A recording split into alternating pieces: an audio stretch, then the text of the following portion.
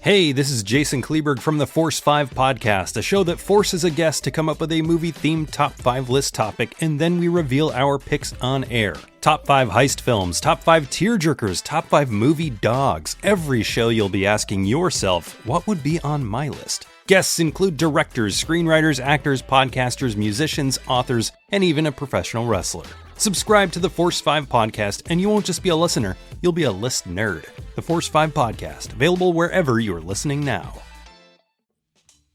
Do you love movies? So do I. What's up, y'all? It's KB, and I love movies, inviting you to listen to The Conversation, a film podcast where passion meets perspective and opinion. From the old school to the new, I invite a guest on to discuss the movies that thrill us, challenge us, break our hearts, or even blow our minds.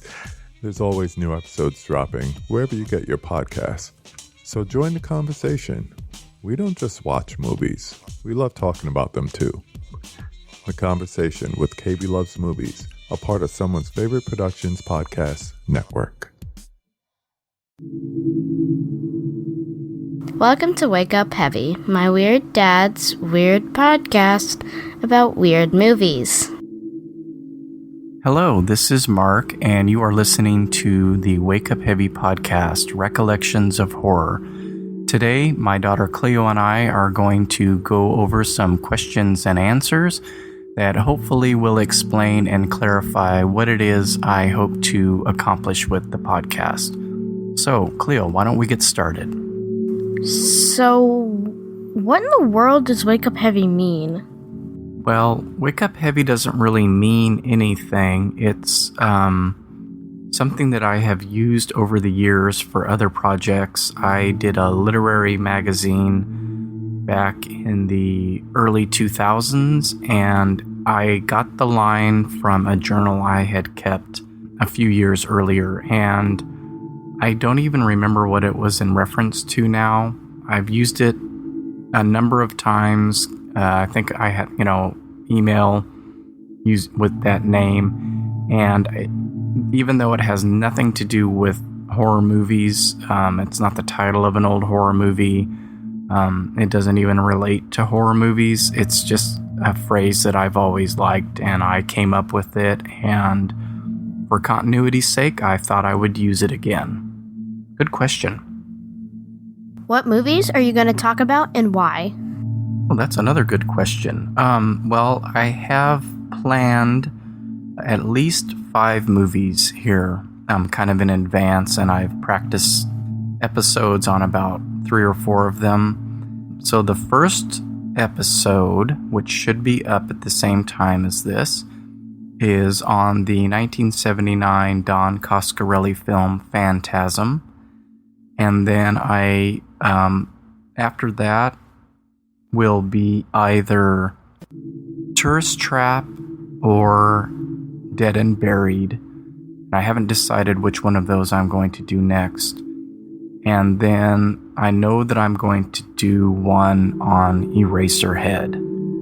And some of the other movies I've considered are Black Christmas, George Romero's Martin, John Carpenter's The Thing, either one or all of Polanski's Apartment trilogy, probably Halloween 3 at some point, and Suspiria.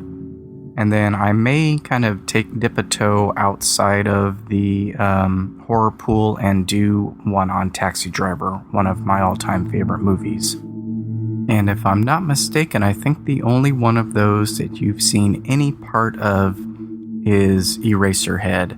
I think that just happened to be on TV one day when I was in the bedroom, and you caught a little bit of it. So none of these movies are available for you to view yet, young lady. So, and I know you're not a fan of horror like your old man here, but maybe someday we'll sit down and watch one of these together. Will it just be you talking the whole time? Yeah, I think, unfortunately, for the most part, it's going to be me on my own, simply because I just don't see my movie buddies often, and it's hard to nail down times to do stuff with other people. We all have families and jobs and things like that. And this is something that I just kind of felt compelled to do. I like to talk about movies. I like to talk about these movies from my past that I really enjoy, and I don't get that opportunity. And I figured, well, I'll just put it out there, and if a couple people listen, great. So I do hope to, and have already kind of extended invitations to a couple people to think about a movie that they might want to talk about, and hopefully we can get that to happen. And then who knows down the line if I have actual listeners and we end up getting people on here or special guests of some sort. I think probably 70 to 80% of these will be just me. And I won't just be talking the whole time. I'll play clips and, maybe bring in clips from other movies that relate. And so hopefully it's of interest to people other than myself. Does the world really need another horror movie podcast? Does the world really need another horror movie podcast? No. It also doesn't need another addition to the Fast and Furious franchise, but we keep getting them. So I hope that I have maybe a little angle that will interest people. I'm not really going to do review type podcasts or, synopses of every movie. It's going to be personalized podcast about my memories of older movies that I've watched, 30, 35, 40 years ago. Well, not 40 years ago. That I was a little too young probably at that age to be watching at least the movies that I'm going to be talking about. There were pretty scary movies on TV back then when I was younger. I don't know how many I saw, and even Disney had some spooky movies. And we'll talk about those at some point. That whole Escape from Witch Mountain and Watcher in the Woods. I don't know if they did Something Wicked This Way Comes. I think that was a Disney movie. So they kind of had a period there in the mid and late 70s where they did some creepy stuff. But I probably really didn't start watching horror in earnest until I was 12. And other than the things that I caught on the local Fox station here on Saturdays, and that was a lot of Hammer horror and Universal horror, and I always kind of gravitated toward the weird ones. And I know you're going to ask me about that, so why don't you go ahead? Why do you like horror movies and weird movies?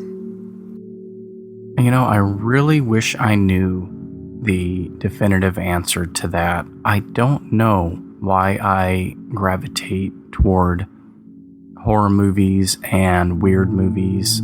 It must have something to do with my childhood, which was pretty normal. But I did, tend to... I wish I could pull out a memory from an early movie that I saw that had kind of a surreal sensibility to it that struck a nerve.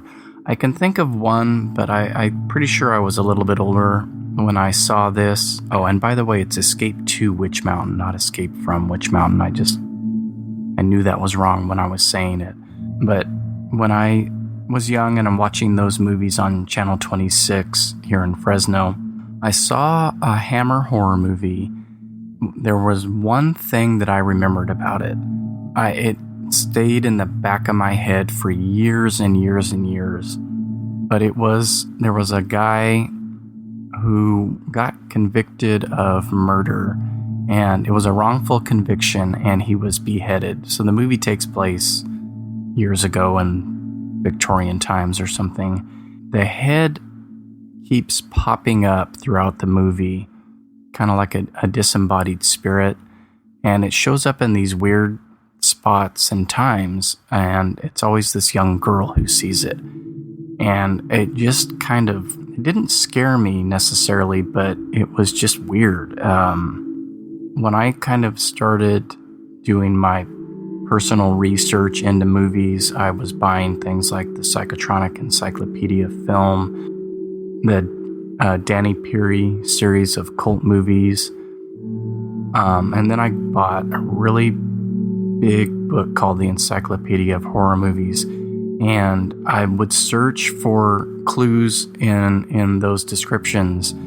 And there were a couple times that I thought I had found it. I think one of the titles was The Thing That Wouldn't Die. It described a disembodied head like that. And then I finally discovered that it was the Hammer film Frankenstein Created Woman. And I probably, after seeing it that one time on TV, I probably didn't see it again until about 3 years ago. And it played on TCM, and I recorded it, and I watched it, and that was the movie. And, I don't know what it was about that beheading and seeing the head, pop up. Like, it pops up on the end of a bed, and I think the girl is on a picnic, and it's like in the picnic basket or something like that. I'm probably totally misremembering it again. It just not intended to be surreal, but it made me feel like the kind of thing that you feel when you have a bad dream. And I didn't have a lot of nightmares when I was a kid. I know that I had trouble going to sleep at night from being kind of scared, and I would always sleep with my head covered up. So I don't know, something about me gravitates toward that surreal imagery and horror movies in general. So a lot of the things that I watched when I were younger were odd.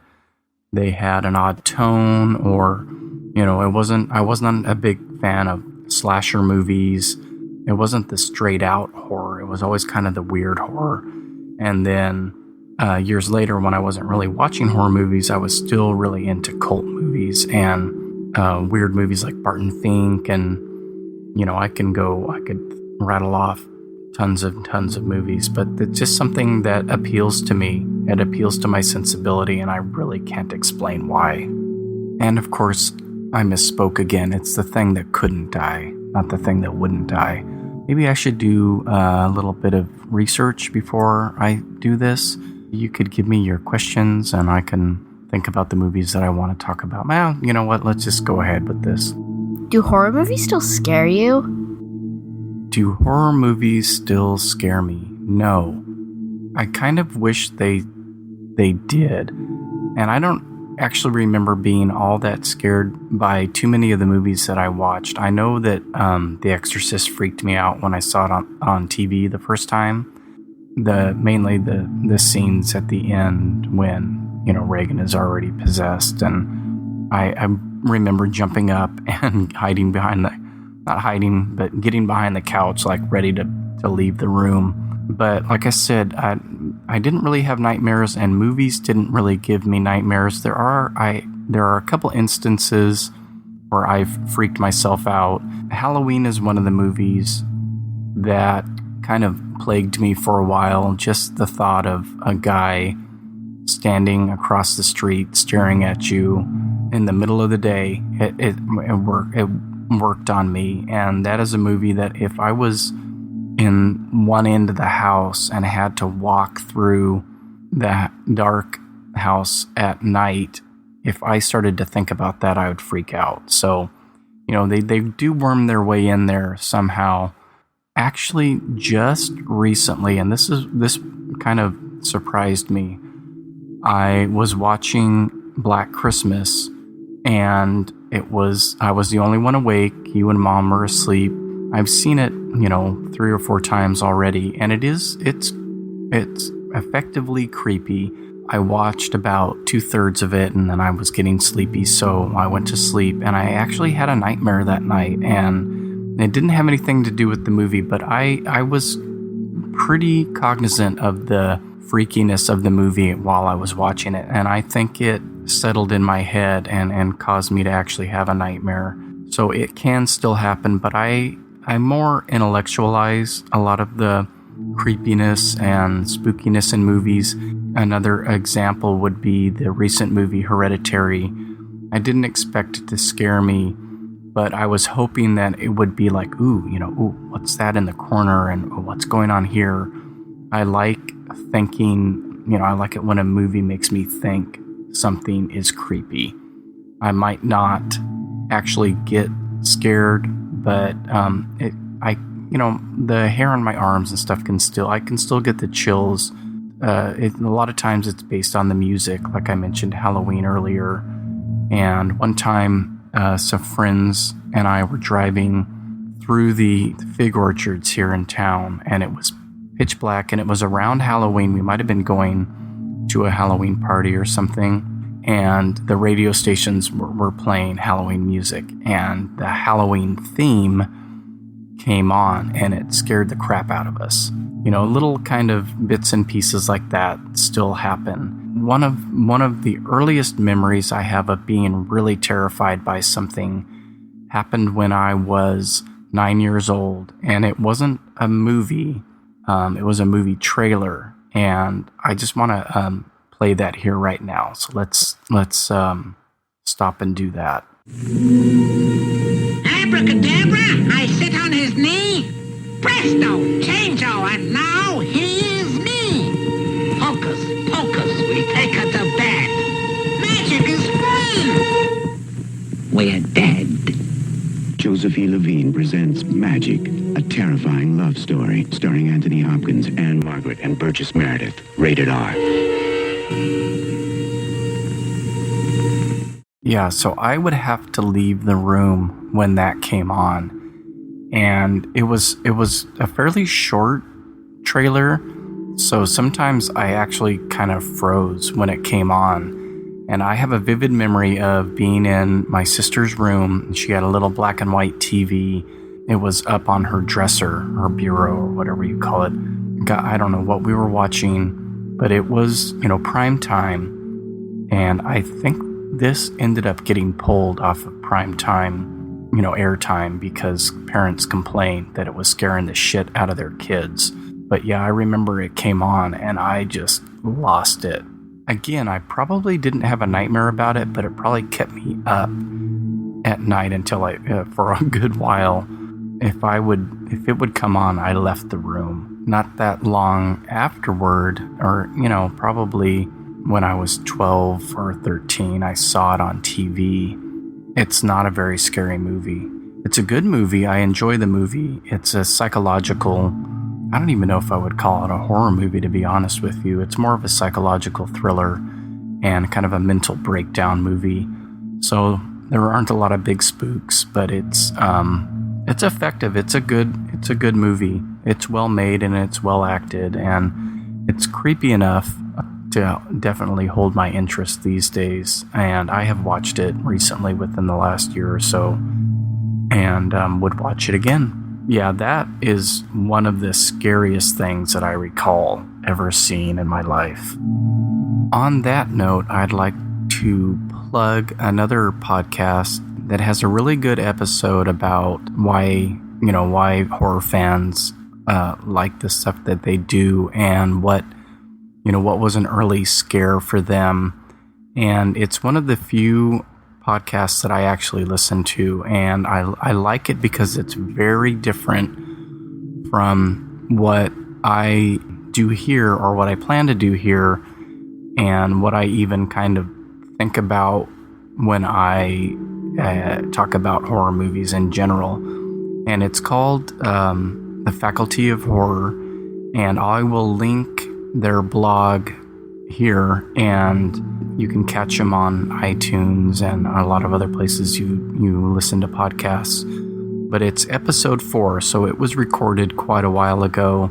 They discuss, their early memories about being scared, and then there's some guest interviews. But they also get into what it is about horror that appeals to certain people, and the types of, I think they list like 4 basic kind of human fears that horror movies play into. So it's a very interesting, I just happened to listen to this one the other day before I was preparing to do this.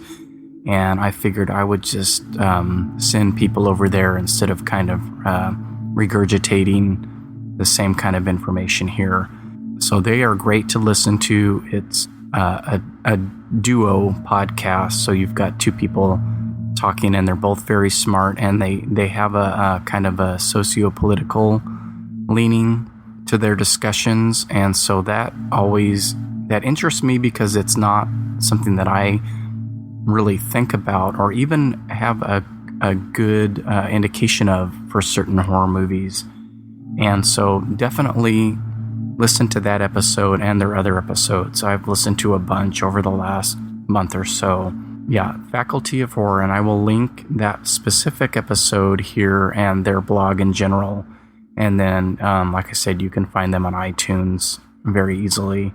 But part of what they discussed was that something that gets brought up a lot now because of CGI, but the notion of the uncanny valley and how it relates to CGI now when, like kind of the de-aging that they do in movies. Something that a lot of people might be familiar with is the Princess Leia in Rogue One, and how it's almost human but not quite, and your brain recognizes that and is kind of repulsed by it. And that's a specific instance of the uncanny valley, but it works in a general sense too, where your mind gets thrown off by something that's nearly human or almost human, but not quite, and your brain recognizes that it is not quite right, and that is, one of the basic fears. And I think that plays up a lot in a lot of the movies that I have enjoyed over the years. Not necessarily when it relates to humans and not being human, but just the idea of that's not quite right. That situation isn't right, and that can unnerve and disorient you. And that's the kind of stuff that I always like in movies, to be disoriented by an image and kind of pull up and go, wait a minute, that's not right. And I think if I had to boil it down, that would be the type of stuff that really makes an impression on me. And so I think that'll be apparent when I get into the movies that I'm going to talk about. At least these first 4 have a lot of that, situational uncanniness, where the situation isn't going how it should go, and things are off kilter and strange. And so that's, very appealing to me. Why that is, I don't know. I guess I'd have to go see a therapist to figure that out. But all I know is that it is appealing to me. I think that's it for now. Thanks for listening to this. The Phantasm episode should be up at the same time. If it's not, for some reason, it will be up within the next day or two. And I appreciate you dropping by, and hopefully people will stick around, and we'll see how this thing goes. Thanks. Hold on, I'm back. I need to offer up some thank yous here. And so first, I'm going to thank my wife, Carlita, and my daughter, Cleo, for their support, especially to Cleo for her help with this little project. And then I need to thank Chris Reed, a.k.a. Sirago17, for the background music, and I will link the Bandcamp site for Sirago17. And then to Brian Taylor, aka Candy Killer, for the amazing logo that he created, and I will link his sites.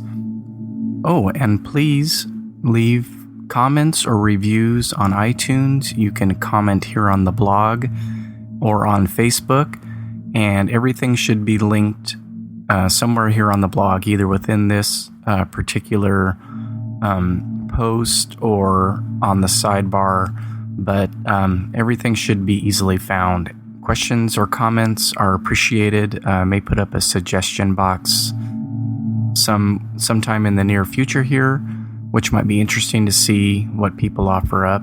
Once again, thank you very much for listening. Goodbye.